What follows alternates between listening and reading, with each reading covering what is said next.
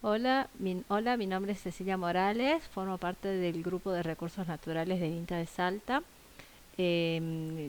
Junto con Ignacio Fernández trabajamos en el mapeo digital de carbono orgánico del suelo en la localidad de Colonia Santa Rosa. Ignacio forma parte de la agencia de extensión del departamento Ara.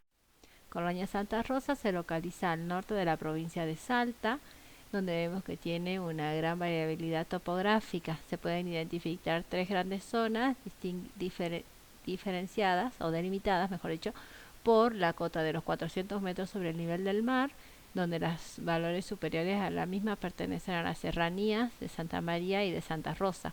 Tenemos una zona intermedia comprendida entre los 350 y los 400 metros sobre el nivel del mar y una zona baja con valores inferiores a los 350 metros. Como vemos acá en la imagen satelital, se trata de una zona con una gran actividad productiva, una gran actividad agrícola. Principalmente los cultivos que se desarrollan son hortalizas de primicia, como por ejemplo zapallo, pimiento, tomate. También se dan al lugar cultivo de frutos subtropicales como los bananos y también el cultivo de caña de azúcar.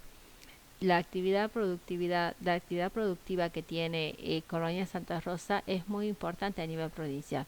Por esas razones de que la toma de decisiones relacionadas a lo que es introducción de nuevas especies, variedades de cultivo, manejo de agua de riego, los adecuados niveles de fertilización e incluso ver la implementación de nuevas técnicas de cultivo requiere de un profundo conocimiento de las potencialidades y las limitaciones que tiene el suelo. En el trabajo consideramos que tener en cuenta en un primer momento caracterizar los niveles de carbono orgánico que tenemos en el suelo. ¿Por qué razón? Porque es considerado como un indicador de la salud del suelo, porque vemos que sus niveles de concentración dependen de la vegetación existente y la distribución de esta vegetación a su vez está relacionada con patrones topográficos. Entonces sabemos que el análisis de estos factores va a explicar la variabilidad del contenido de carbono orgánico del suelo en la localidad de Colonia Santa Rosa. Por esas razones que el objetivo de este trabajo es generar mapas continuos de niveles de carbono orgánico a 20 centímetros de profundidad. Entonces, bueno, estas son las zonas donde se efectuaron los muestreos. Se tratan de 33 fincas que se seleccionaron teniendo en cuenta más o menos un historial de uso similar en lo que se refiere a años de productividad, como también de los cultivos que se dieron lugar en el mismo.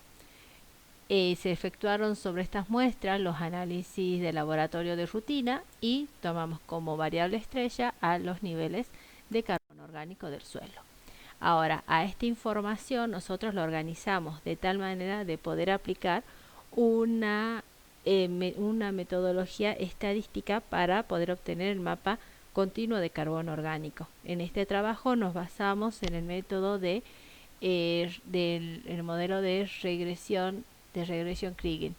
Para poder aplicar el mismo tenemos que organizar la información en dos grupos. Por una parte tenemos la variable dependiente, que son los niveles de carbono orgánico, que bueno, aquí tenemos los puntitos que representan los lugares de muestreo, y por otra parte tenemos las variables independientes, que están referidas a las variables morfométricas de la zona. A partir del modelo de elevación digital de 30 metros de resolución, efectuamos una corrección para sacar los valores anómalos y calculamos todas estas variables morfométricas. Una vez que realizamos lo mismo, unimos las dos fuentes de información a través de una tabla y sobre esta tabla es con la cual trabajamos. La idea fue plantear un modelo, el método de Regression Kriging. Regression Kriging lo que hace es efectuar el estudio estadístico en dos etapas.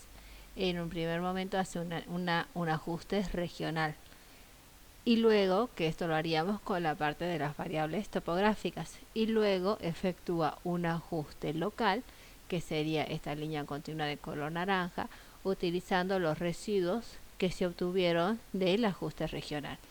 Entonces, una vez que nosotros definimos cuáles son las variables que mayor influencia tienen sobre la distribución del carbono orgánico, también le incorporamos los errores, que serían los residuales, que obtuvimos para obtener un mejor ajuste. Entonces, bueno, planteamos el modelo estadístico y observamos que las variables que mayor influencia presenta son el sombreado, que es una técnica que permite visualizar el terreno en función de una fuente de luz y de la pendiente y la orientación de la superficie de la elevación. Es un método cualitativo para visualizar la topografía y no proporciona valores absolutos de elevación. Otra de las variables que mayor influencia tienen en la distribución es el índice de llanura de fondos de valles, el cual identifica y representa los fondos de los valles como regiones continuas. ¿Y cuál es la relevancia que tiene este índice? Es que influye en los mecanismos de acumulación y de traslocación. Y por último, tenemos la posición relativa de la pendiente. Se trata de una variable que representa la posición de la pendiente de la celda y su relativa posición entre lo que es el fondo del valle y la ladera.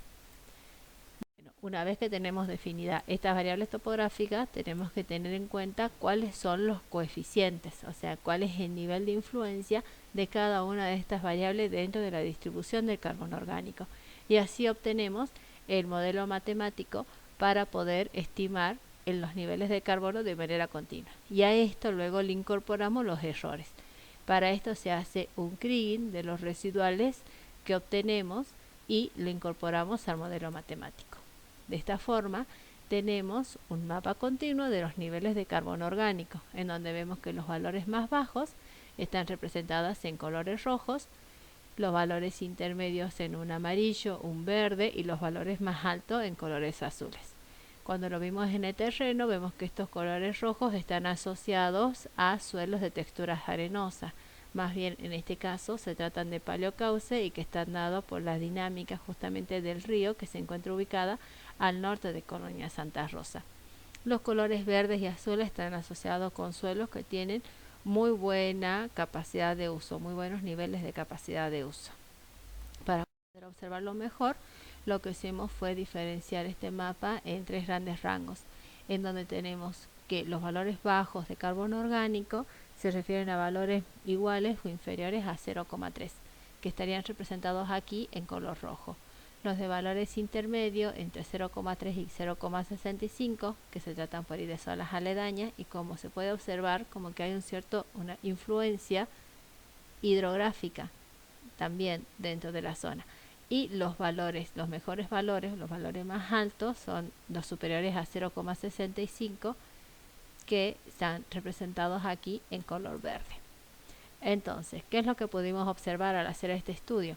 Que el estudio geoestadístico manifiesta que las variables que influencian de manera significativa son el índice de llanura de fondo de valle, la posición relativa de la pendiente y el sombreado del área estudiada. Por otra parte, vemos también que este estudio permitió obtener el mapa digital de carbono orgánico del suelo, siendo validado por especialistas de la zona. Generalmente nosotros los métodos de validación que utilizamos es la validación cruzada, pero en su momento justo fuimos a hacer diferentes viajes de campo, empezamos a socializarle a los productores el mapa de carbono y ellos justamente nos indicaban cómo coincidía lo que ellos veían en el campo, cómo se explicaba tranquilamente en el mapa.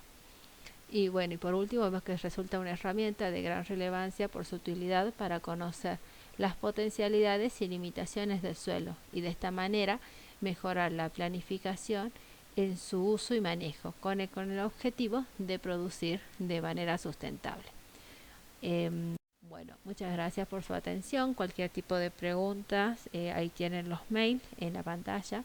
Y este es un trabajo, bueno, como habíamos mencionado, que está dividido en diferentes etapas. Esta es una de las primeras, en lo que era aplicar el modelo de regression kriging, ver cómo se comportaba este modelo, cómo llegaba a predecir los niveles de carbono orgánico, y el objetivo es continuar trabajando para caracterizar, para espacializar otras variables, como es por ejemplo el fósforo y los diferentes micronutrientes. Bueno, muchas gracias nuevamente por su atención.